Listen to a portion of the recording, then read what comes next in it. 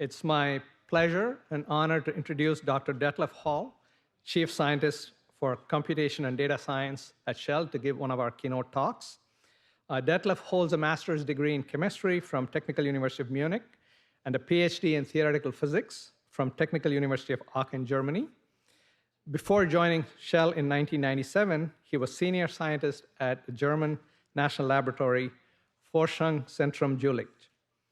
He started at Shell's Bel Air Technology Center in seismic imaging research, then moved to Promise Seismic Inversion R&D, and became R&D team leader for quantitative reservoir management in 2006.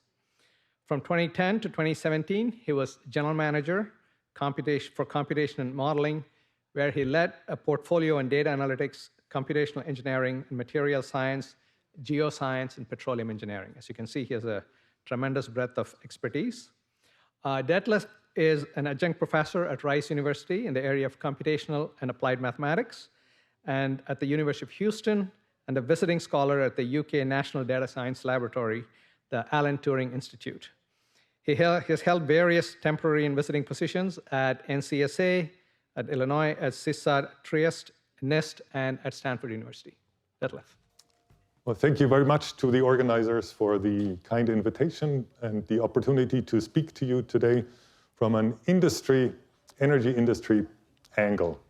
We've heard a number of wonderful academic talks already on the topic of the second call, and I want to interject a hopefully interesting perspective, and I dumped all possible buzzwords that I could think of in the title. One is energy transition, which we have already talked about. One is the energy industry angle, as opposed to academia.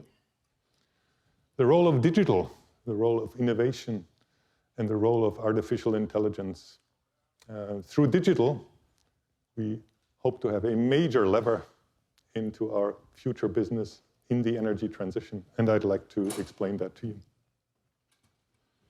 So here's our disclaimer slide. Usually I skip over it very quickly and I just say, the bottom line is, please do not make any investment decisions based on what I'm telling you today. But there is a very interesting last sentence on here, and I want to use the opportunity to explain to you how Shell is different from most other energy majors in the space of energy transition and in its ambition to be a net zero carbon company.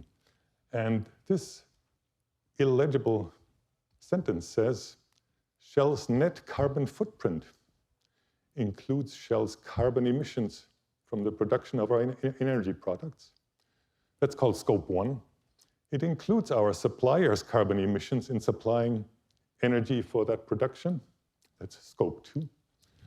And it includes our customers' carbon emissions from the energy that we sell them. That's called Scope 3. And for you as a quantitative crowd, you will immediately appreciate that the true challenge is the last one. It's decarbonizing what we sell our customers. Because quantitatively, our own operations generate about 80 million tons of CO2 equivalent every year. If you add Scope 3, all the way up to Scope 3, that number becomes 1.4 billion tons of CO2 equivalent. So the challenge is obviously in how we provide energy to our customers. A few numbers here, I'm not going through all of them. We're up at 80,000 employees.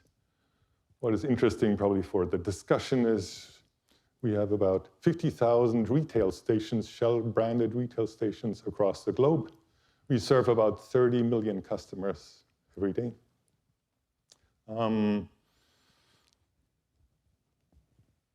Currently, we operate approximately 70,000 electrical vehicle charging points. Just keep that number in your mind and as I go up. Gas is already produced.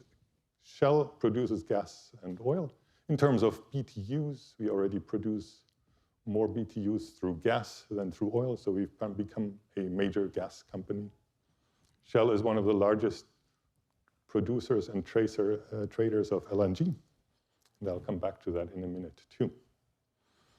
I do want to briefly speak about the Shell investment case. Why would you want to invest in Shell? And there's not just one category in there, but there are four. The first one is obvious: generating shareholder value. We're a for-profit company. If we can't provide returns for your investment, we're not going to be there for a very long time. But the second one is achieving net zero emissions by 2050 or earlier. That's an enormous challenge from the numbers that I've just given you. Let's also not forget about the third element, which is powering lives. And that has just become more important over the past couple of weeks. 1 to 2 billion people on this planet, depending on how you define it, live in energy poverty. We are committing to providing affordable energy to those in the future. That's a focus element for us. And then respecting nature, operating in environmentally friendly ways. So these are four investment arguments. It's not just that we provide returns, and it's not all that easy often to value those in dollars. Just the previous session, heavy focus on economics, but across the globe, Shell, of course, faces various challenges in different regions. In the Netherlands, as you know, there was a court case that we have to reduce our carbon emissions very rapidly. So this element is really important in the Netherlands, while in other countries, other elements may be more important. 2050 is far away. So how are we planning on implementing this strategy of decarbonizing on the way to 2050? So going to 2030, I'm giving you this. This is the current carbon emissions baseline for Shell. How are we going to get there between now and 2050? Well, operational efficiency is hugely important. It's also a matter of credibility. If we can't reduce the 80 million tons of emissions, we're not credible. And I will, in a very brief slice at later on, talk about methane emissions as one of the targets where we want to reduce it to about 0.2% of what's currently about 2% of the total turnover of gas. A shift to natural gas, I already spoke about that. In the quest towards a lower carbon energy system, this buys us time, move away from oil and coal to gas. A very large bar is becoming and growing our low carbon power business. Shell is already one of the largest providers of renewable electricity in the United States, in the UK, in other countries in Europe, and we want to grow that business. We want to grow the number of EV charging points from currently about 80,000 to 2.5 million across the globe. Another fairly sizable bar is growing our low carbon fuels business. That means biofuels, hydrogen, maybe ammonia, methanol, what you can think of. We want to produce 8 times more of that than we do today by 2030. Carbon capture and sequestration is an important topic. Shell operates or is close to operating about 7 projects here.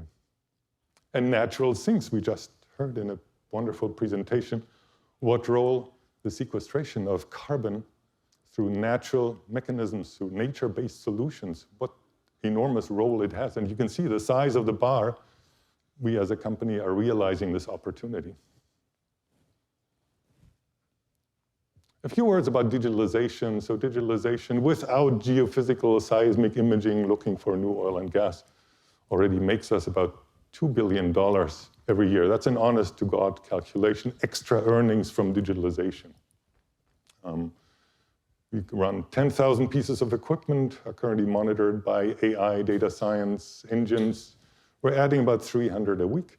And the major engine underlying all of this is predictive maintenance with the C3 suite.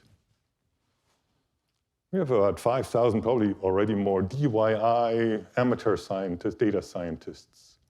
I'm sure you see that in the universities too. These are the amateurs, but we also have professionals. We have about 350 people with a PhD in computer science, computer engineering, applied math that provide the expertise here. I can run through that rather quickly. Digitalization, what does digitalization even mean? In my opinion, or my definition is, it's all leveraging all the advances in computer science and computer engineering of the past 50 or 70 years. What are the big new developments? And you're very familiar with that. Data as the dominant challenge and opportunity exponentially in time, growth of the data quantities that we can deal with and have to deal with. But what may be slightly lesser known is that you run a computer system today, moving the data around takes most of the energy and time in computing already. And I'm sure that a few of you in the audience work on precisely those issues. How to position the data, how to move the data in an efficient way. Machine learning, artificial intelligence, is a spectacular opportunity for us. And I will go into detail on that in a slide or two. High-performance computing is intimately linked to using machine learning and artificial intelligence. All these big models that are out there need an enormous amount of time, of computer time, to train.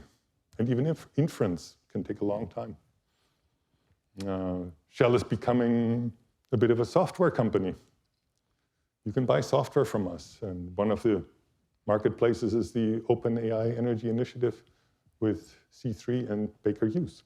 Our predictive maintenance and some other pieces of software are already available for licensing. The open subsurface data universe is another Shell invention that is now a true open source piece of software. You can go to their website, you can look at the code. It's now open source. And I'll skip the new paradigms because I don't think they matter in this context. Plus, they're at least 10 or 15 years from now. So what are some of these big AI successes? Why is AI such a focus for us? It could be other things, and we do other things in digital, of course, too, IoT, networking, things like that. But AI seems like such a spectacular opportunity for us. And you've seen all these successes, of course. GPT-3 as a language analyzer, language generator. The work, as just an example, by Anima Anandkumar from Caltech on Fourier neural operators to provide solution mechanisms for partial differential equations, not just for one parameter set, but for the entire global set of parameters of a PDE.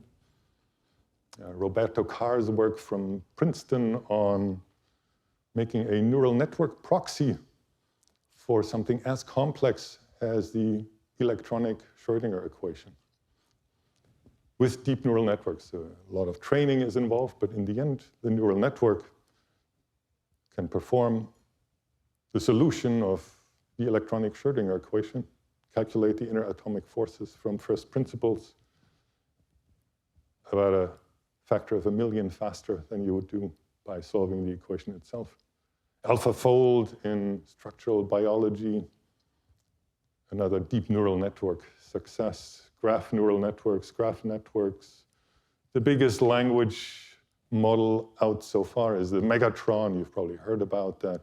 500 billion adjustable parameters, a neural network with 500 billion adjustable parameters that Microsoft and NVIDIA together trained on 1,000 GPUs for 2 weeks. So what does that mean for Shell? Where does the push for AI come from in Shell? We have made this particular triad of growing amounts of data, artificial intelligence, combined with high-performance computing, a special focus area for Shell for the future. We need partners. We can't do this alone. We can't leverage this alone. We can't co-invent this alone. It's impossible. We need partners. We have partners from academia, MIT, Indian Institute of Science, Princeton, Rice, Imperial, and others. And in industry, Microsoft, C3, IBM, NVIDIA, and others. So we partner very tightly with many others to proceed in this domain. And what are the 3 big topics? You already know them. Probably you know them. We had to write them down internally. You want to really make advances in using very large-scale, deep neural networks in our business. There's a school in artificial intelligence that says All you need to do is you need to blow up the size of your models, and then they will solve everything, although we had some opposition here early in the morning that machine learning does not solve all problems, and I'm on board of that. But these models are underexploited in our company for many reasons.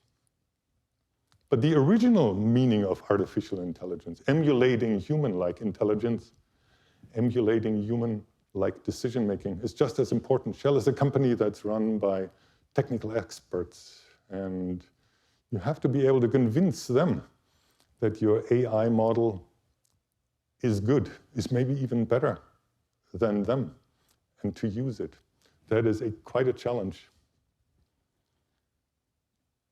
And while the first generation of AI was hugely successful in image analysis and in natural language processing, the next generation caters more to our immediate core business, and that's the simulation of physical systems, physical, biological, chemical systems, generating AI models that can act as proxies, that sometimes even work better than the original simulation models. I'm originally a simulation physicist by background and professionally skeptical on AI in this role, but the advances that have been made recently are just truly spectacular and breathtaking, where we can simulate complex systems in a fraction of the time that it would take us using traditional physics simulation methods.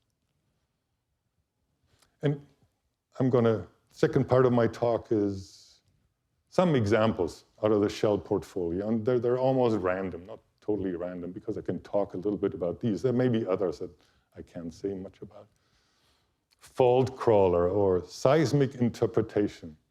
So we look for oil and gas, but also now increasingly for carbon sequestration sites through subsurface analysis. And seismic imaging the subsurface with sound waves is the method, it has been the method for many decades, starting with some breakthroughs in the 1920s, and from there on it was downhill. Seismic imaging is the method. But when the seismic imaging is concluded, and then the images are there, trained seismic interpreters come next in the workflow. And to be a seismic interpreter that can say, here's a fault on a seismic data, on the data, here is oil, here's what looks like gas, here's what looks like water, brine. Takes about 10 years of experience. A true productive seismic interpreter takes 10 years to train. We have used deep learning, training these models both on real data and on synthetic data to do some of that work and to help our seismic interpreters. Also the data quantities that they deal with are constantly growing. It's not just looking at three-dimensional images anymore, it's looking at time series of three-dimensional images, at azimuth spaces. So 5-dimensional data is normally what they have to sift through. It's really hard, and having AI models help you through that has been crucial for our upstream business. These are the largest deep neural networks that we run in the company, approximately 1 billion adjustable parameters. These are the largest ones that we use. Another example is content-based image retrieval for digital rock. You've probably all heard about content-based image retrieval. You set of photos, digital photos, and you say, I want one that's similar to this, then this tool can already give you images of landscapes or paintings or churches or bedrooms or whatever you want out of your collection. But for us, it takes there's a special incentive. We drill wells. We've drilled wells across the globe for decades. We've collected images and samples from these rocks. There's a database of about, let's say, 100,000 images that we have access to. And these images and these rock samples have been analyzed in the past. It's a very expensive and time-consuming process. From the drilling of a well until you get some properties from these rock samples, takes typically a year. We've been able to accelerate that process by replacing lab experiments where fluids are pushed through these rocks, by letting computers in computer models push these fluids through the rocks. But that's still very computationally demanding. Takes still months. So what if you could drill a new well, submit a scanned image from that new well, go into your database, and just retrieve those that are similar. That could cut down the cycle time for the analysis, which is what the reservoir engineers need to do their planning, by a year or by a few months. But there are, of course, challenges. What does it even mean, similar? Similar means judged by a trained petrophysicist to be similar. And so we've developed deep neural networks that can do a little bit of all of it. It incorporates the spirit of petrophysics. These are industrial images. The models also are hundreds of millions of parameters. We don't have hundreds of millions of images. But transfer learning and using natural image-trained models that have already been trained as a starting point in a transfer learning process, adding physics constraints to the loss function, and then training the networks is a very promising approach here. So then you see, we submit a query image, and then we get a range of similar images in terms of petrophysics back, and the specialists can analyze that. Digital twins, many of our assets now have digital twins. We use them to help the staff manage, operate, even design them. And we have a special relationship with Axelos to help us with that. So digital twins, some of our largest floating and fixed offshore assets, are an extremely important mechanism for increasing our operational efficiency.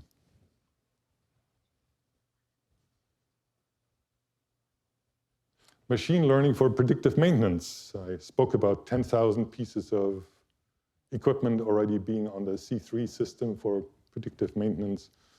The idea is that we don't want to just go out, send somebody to repair a piece of equipment that has broken. We also don't want to just go on a time schedule. Both of these are highly suboptimal in large installations. For example, a refinery with thousands of valves and rotating pieces of equipment. Instead, we have moved to a predictive maintenance mechanism where we operate a large data gathering center and data analytics center. And under the hood, one of the elements is machine learning, classification, regression. When a valve runs out of its specs, we get early warning, and we're moving to a mechanism where we can do remaining life estimation. So for each piece of equipment, we know how long it's still going to live. That has already generated, let's say, hundreds of millions of dollars of revenues, of earnings for us, extra earnings. Now, why are we a partner in the C3 DTI? Because many of the technologies that it will take to move through the energy transition to a net zero carbon company have not been invented yet. They haven't developed yet. They have not matured yet. And that's why we need academic collaborations to provide the guidance for us what to do next. We find the DTI an especially attractive consortium partnership with academia.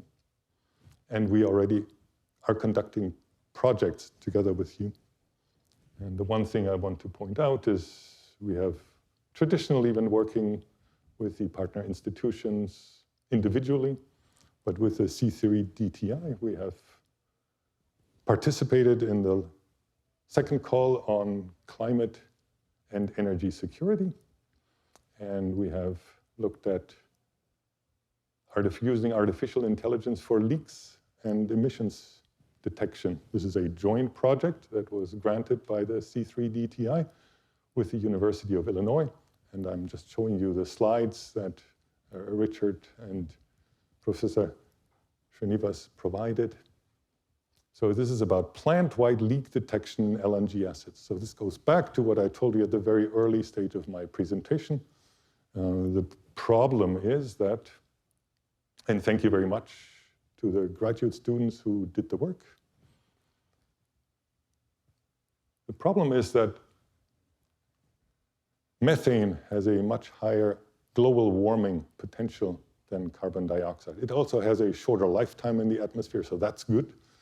But at least 25 times, and with every additional study on methane global warming impact, that number rises.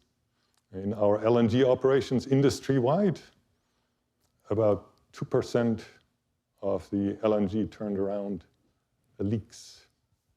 That is an enormous value to the entire industry, and we have committed to reducing this to 0.2% already by 2025. This project is one of the mechanisms for us to mitigate leak detection, to stop leaks. And it uses machine learning. In this particular case, and Richard can, I'm sure, help me with exactly what was done here. It's based on flow data. With a machine learning mechanism, we can detect leaks and we can locate leaks. So this is a wonderful project. We hope to expand it in the future. That's one of the reasons why we are in the C3 DTI. At this point, there's 5 minutes left. I'd love for you to ask your questions. I'm consciously not giving you a summary slide because this presentation didn't lend itself to a summary and conclusion slide. Let's spend the time on some questions, and I'll turn it over to you to manage that.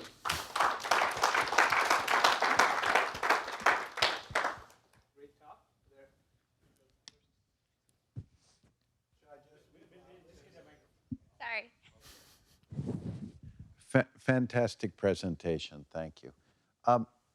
This is I'm Bill Sanders. I'm from Carnegie Mellon University. This is a somewhat philosophical question, and I think you hinted on a viewpoint in what you were saying, but I'd like you to make it explicit. To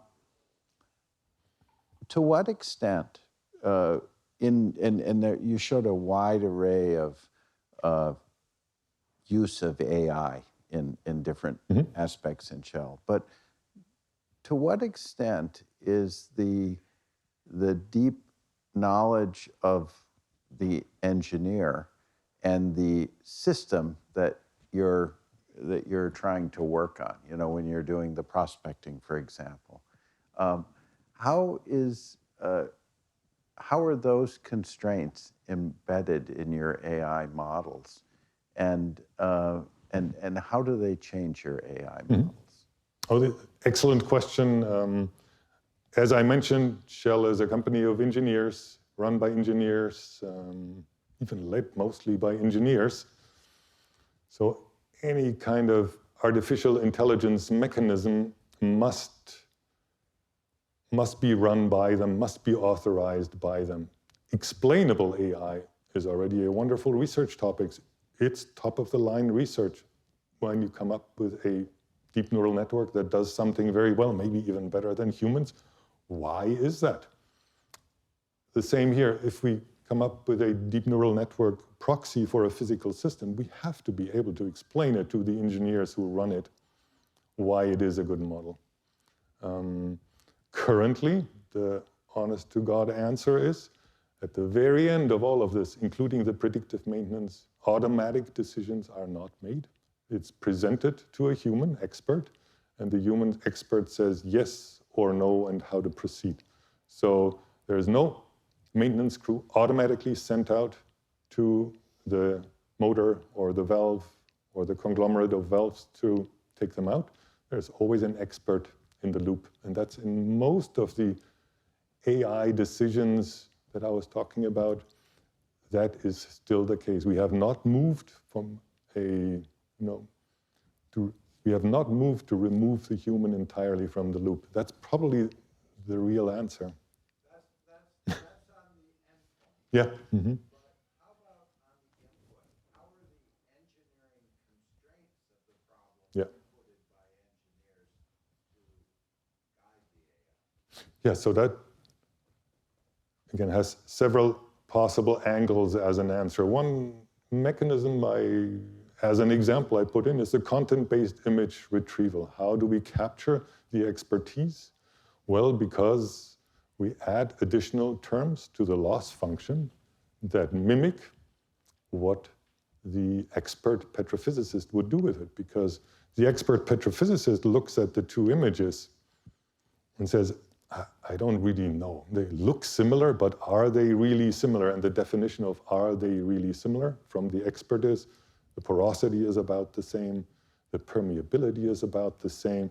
It looks like the peaks of the rocks that stick into the empty space look about the same. So this is how it would be incorporated there. For the seismic interpretation deep neural network, there's two different ways of doing it. One is the humans generate synthetic models. And those synthetic models are then used to teach the deep neural network. That is run by the humans. Which models he uses, and also the filtering of the results in the end. Is that a good model or a bad model is QC'd by a seismic interpreter. And practically all the examples of deep learning AI applications that we have in the company work like that. Yes, input at the beginning from the humans, they pick the training data, the training set. Predictive maintenance is a prime case of that. The human goes in and says, this was an anomaly, please incorporate in learning. And this is something else, that's not an anomaly, remove that. So both on the input and on the output, humans are involved. Is that desirable? Maybe not. For running an automatic system, running a refinery, you would think that the ultimate goal is to delegate the human just to supervise what the machine does. But it's not at that point yet. Yeah, so let's say that your machine, your AI model does the right thing. The decision is acceptable to the expert. Will the expert say, okay, go ahead and do it? Or will the expert also demand how that decision was arrived at so that next time the expert feels more confident letting it go? That probably varies from application domain to application domain. If it's a safety critical thing, so this is a mechanism that shows you that a human on a platform is approaching an area that he shouldn't be approaching, and the AI, the vision system flags that. We run these kinds of systems. Then there's an alarm bell going off immediately and everybody has to stop operations. But in the predictive maintenance, again, there is a control center. All the data run up there and they see when a possible future malfunction gets flagged. And so he has to look at this, and often he will go and he will look at the history of the valve or the motor and say, how long has it really been in there? Does that make sense? So it is QC'd. So ideally, you would like a script coming out along with the decision, which in some familiar language says, here's the decision, here it is why. Correct, yeah. We're not quite there yet. I think that's a central challenge to AI, is make it explainable to the experts. Because a company like Shell that's run by experts, which is not true for all companies, right? Some other companies are very comfortable with delegating these kinds of expert decisions or outsourcing them. We are traditionally, historically not. So explainable AI, explaining it to the experts, will be a central topic of AI adoption in our company. Thank you very much, Detlef. We are running out of